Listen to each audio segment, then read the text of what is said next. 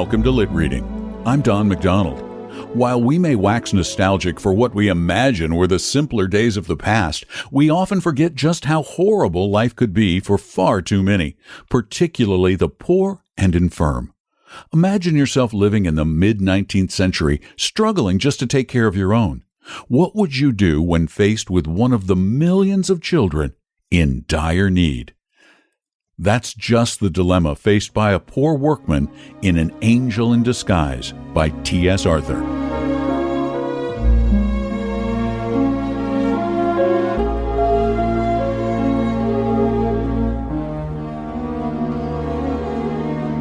Idleness, vice, and intemperance had done their miserable work, and the dead mother lay cold and still amid her wretched children.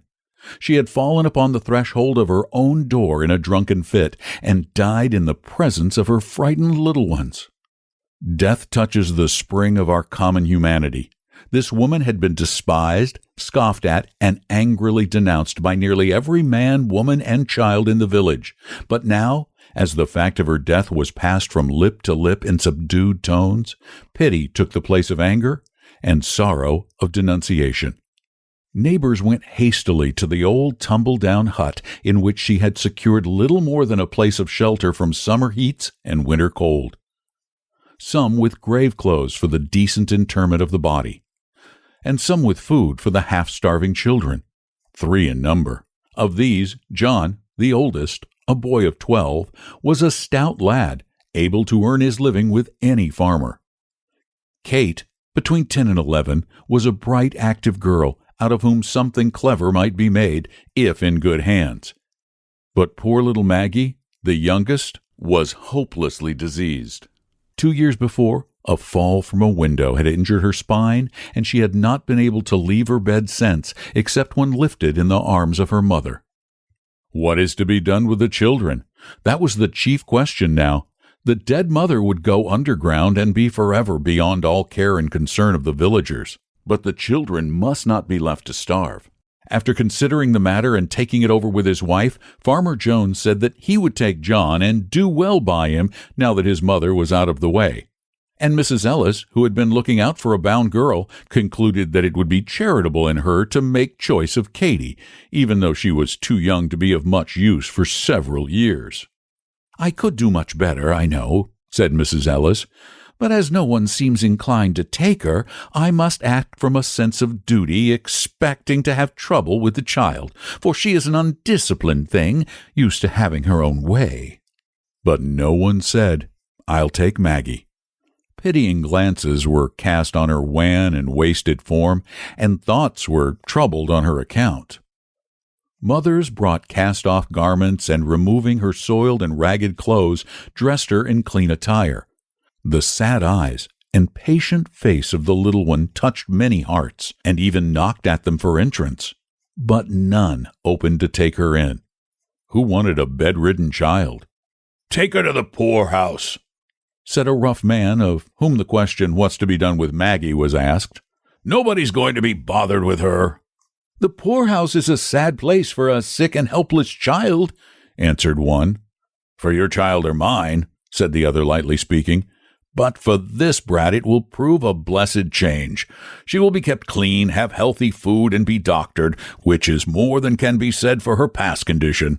There was reason in that, but still it didn't satisfy. The day following the day of death was made the day of burial. A few neighbors were at the miserable hovel, but none followed the dead cart as it bore the unhonored remains to its pauper grave. Farmer Jones, after the coffin was taken out, placed John in his wagon and drove away, satisfied that he had done his part. Mrs. Ellis spoke to Kate with a hurried air, "Bid your sister good-bye," and drew the tearful children apart ere scarcely their lips had touched in a sobbing farewell. Hastily others went out, some glancing at Maggie and some resolutely refraining from a look until all had gone. Just beyond the threshold, Joe Thompson, the wheelwright, paused and said to the blacksmith's wife, who was hastening off with the rest, "It's a cruel thing to leave her so." "Then take her to the poorhouse. She'll have to go there," answered the blacksmith's wife, springing away and leaving Joe behind. For a little while the man stood with a puzzled air. Then he turned back and went into the hovel again. Maggie, with painful effort, had raised herself to an upright position and was sitting on the bed, straining her eyes upon the door out of which all had just departed. A vague terror had come into her thin white face. "Oh, Mr. Thompson," she cried out, catching her suspended breath, "don't leave me here all alone." Though rough in exterior, Joe Thompson, the wheelwright, had a heart, and it was very tender in some places. He liked children, and was pleased to have them come to his shop, where sleds and wagons were made or mended for the village lads without a draft on their hoarded sixpences. "No, dear," he answered in a kind voice, going to the bed and stooping down over the child. "You shan't be left here alone." Then he wrapped her with a gentleness almost of a woman in the clean bedclothes which some neighbor had brought, and lifting her in his strong arms, bore her out into the air and across the field that lay between the hovel and his home. Now Joe Thompson's wife, who happened to be childless, was not a woman of saintly temper, nor much given to self-denial for others' good. And Joe had well-grounded doubts touching the matter of greeting he should receive on his arrival. Mrs. Thompson saw him approaching from the window and with ruffling feathers met him a few paces from the door as he opened the garden gate and came in. He bore a precious burden and felt it to be so. As his arms held the sick child to his breast, a sphere of tenderness went out from her and penetrated his feelings. A bond had already corded itself around them both, and love was springing into life. "What have you there?" sharply questioned Mrs. Thompson. Joe felt the child start and shrink against him. He did not reply except by a look that was pleading and cautionary that said, "Wait a moment for explanations, and be gentle." And passing in, carried Maggie to the small chamber on the first floor, and laid her on a bed. Then, stepping back, he shut the door and stood face to face with his vinegar-tempered wife in the passageway outside. "You haven't brought home that sick brat!" Anger and astonishment were in the tones of Mrs. Joe Thompson. Her face was aflame. "I think women's hearts are sometimes very hard," said Joe. Usually Joe Thompson got out of his wife's way, or kept rigidly silent and non-combative when she fired up on any subject. It was with some surprise, therefore, that she now encountered a firmly set countenance and a resolute pair of eyes. "Women's hearts are not half so hard as men's." Joe saw by quick intuition that his resolute bearing had impressed his wife, and he answered quickly and with real indignation. "Be that as it may, every woman at the funeral turned her eyes steadily from the sick child's face, and when the cart went off with her dead mother, hurried away and left her alone in that old hut with the sun not an hour in the sky." "Where were John and Kate?" asked Mrs. Thompson. "Farmer Jones tossed John into his wagon and drove off. Katie went home with Mrs. Ellis, but nobody wanted the poor sick one. 'Send her to the poorhouse,' was the cry." "Why didn't you let her go, then? Why did you bring her here for?" "She can't walk to the poorhouse," said Joe. "Somebody's arms must carry her, and mine are strong enough for the task." "Then why didn't you keep on? Why did you stop here?" demanded the wife. "Because I'm not apt to go on fool's errands. The guardians must first be seen and a permit obtained." There was no gainsaying this. "When will you see the guardians?" was asked with irrepressible impatience. "Tomorrow." "Why put it off till tomorrow? Go at once for the permit and get the whole thing off your hands tonight." "Jane," said the wheelwright, with an impressiveness of tone that greatly subdued his wife, "I read in the Bible sometimes and find much said about little children. How the Savior rebuked the disciples who would not receive them, how he took them up in his arms and blessed them, and how he said that whosoever gave them even a cup of cold water should not go unrewarded.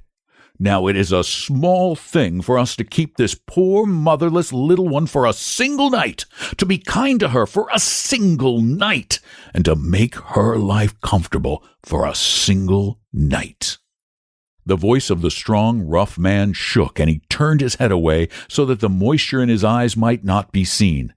Mrs. Thompson did not answer, but a soft feeling crept into her heart. "Look at her kindly, Jane. Speak to her kindly," said Joe. "Think of her dead mother, and the loneliness, the pain, the sorrow that must be on all her coming life. The softness of his heart gave unwonted eloquence to his lips. Mrs. Thompson did not reply, but presently turned toward the little chamber where her husband had deposited Maggie, and pushing open the door went quietly in. Joe did not follow. He saw that her state had changed and felt that it would be best to leave her alone with the child. So he went into his shop, which stood near the house, and worked until the dusky evening released him from his labor. A light shining through the little chamber windows was the first object that attracted Joe's attention on turning towards the house. It was a good omen. The path led him by this window, and when opposite, he could not help pausing to look in. It was now dark enough outside to screen him from observation. Maggie lay, a little raised on the pillow, with a lamp shining full on her face. Mrs. Thompson was sitting by the bed, talking to the child, but her back was towards the window, so her countenance was not seen. From Maggie's face, therefore, Joe must read the character of their intercourse. He saw that her eyes were intently fixed upon his wife, that now and then a few words came as if in answers from her lips, that her expression was sad and tender, but he saw nothing of bitterness or pain. A deep-drawn breath was followed by one of relief, as a weight lifted itself from his heart. On entering, Joe did not immediately go to the little chamber. His heavy tread about the kitchen brought his wife somewhat hurriedly from the room where she had been with Maggie. Joe thought it best not to refer to the child, nor to manifest any concern in regard to her. "How soon will supper be ready?" he asked. "Right soon," answered Mrs. Thompson, beginning to bustle about. There was no asperity in her voice. After washing from his hands and face the dust and soil of work, Joe left the kitchen and went to the little bedroom. A pair of large, bright eyes looked up at him from the snowy bed, looked at him tenderly, gratefully, pleadingly. How his heart swelled in his bosom. With what a quicker motion came the heartbeats. Joe sat down, and now, for the first time, examining the thin frame carefully under the lamplight, saw that it was an attractive face, and full of a childish sweetness which suffering had not been able to obliterate. "Your name is Maggie?" he said, and sat down and took her soft little hand in his. "Yes, sir." Her voice struck a chord that quivered in a low strain of music. "Have you been sick long?" "Yes, sir." What a sweet patience was in her tone. "Has the doctor been to see you?" "He used to come." "But not lately?" "No, sir." "Have you any pain?" "Sometimes, but not now." "When had you pain?" "This morning my side ached, and my back hurt when you carried me." "It hurts you to be lifted or moved about?" "Yes, sir." "Your side doesn't ache now?" "No, sir." "Does it ache a great deal?" "Yes, sir, but it hasn't ached any since I've been on this soft bed." "The soft bed feels good." "Oh, yes, sir. So good." What a satisfaction, mingled with gratitude, was in her voice. "Supper is ready," said Mrs. Thompson, looking into the room a little while afterwards. Joe glanced from his wife's face to that of Maggie. She understood him and answered, "She can wait until we are done, then I will bring her something to eat." There was an effort at indifference on the part of Mrs. Thompson, but her husband had seen her through the window and understood that the coldness was assumed. Joe waited, after sitting down to the table, for his wife to introduce the subject uppermost in both of their thoughts. But she kept silent on that theme for many minutes, and he maintained a like reserve.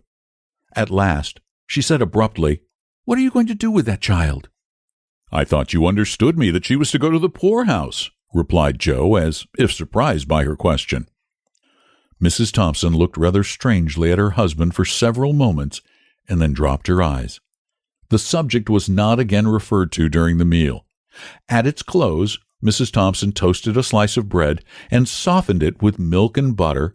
Adding to this a cup of tea, she took them into Maggie and held the small waiter on which she had placed them, while the hungry child ate with every sign of pleasure.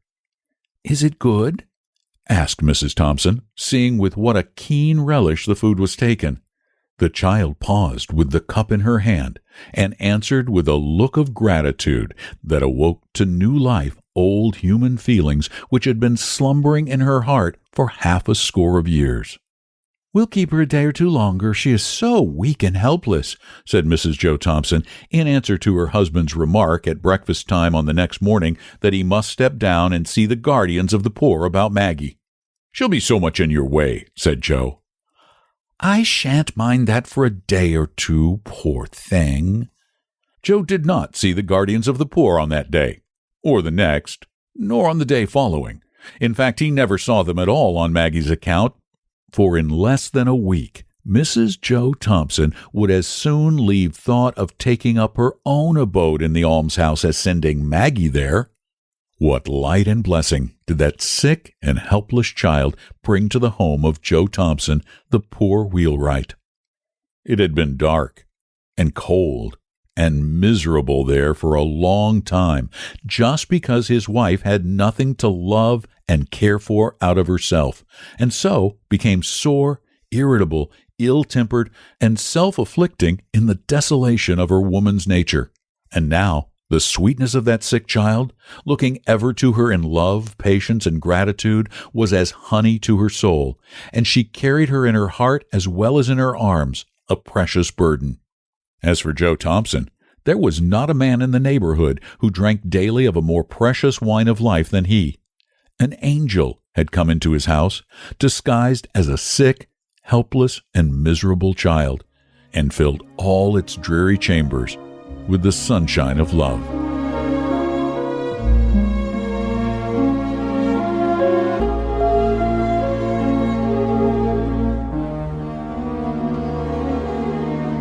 Timothy Shea Arthur, T.S. Arthur, had always wanted to be a writer and struggled to find his voice. His biggest successes came through his work in the temperance movement, capped by the publication of his book, 10 Nights in a Barroom and What I Saw There. Arthur was also well known for the short stories he wrote for Godey's Ladies' Book and other popular magazines of the day. His stories are best known for their brutal realism. Thank you again for listening to Lit Reading. It means a lot that you enjoy the podcast and that you share it with your friends. Please subscribe to the podcast through your favorite podcast service, most particularly iTunes or Apple Podcasts. They're pretty much one and the same, because that's the most popular service on the internet. And also, if you like what you hear, it makes my heart swell to read your reviews. And by the way, my new podcast, Read a Stories, Classic Stories for Children, is now available on most of the major podcast services like Apple Podcasts or at readastoris.com. That's read a story to us without the Y, T, and O. readastoris.com. Thanks again for listening. I'm Don McDonald.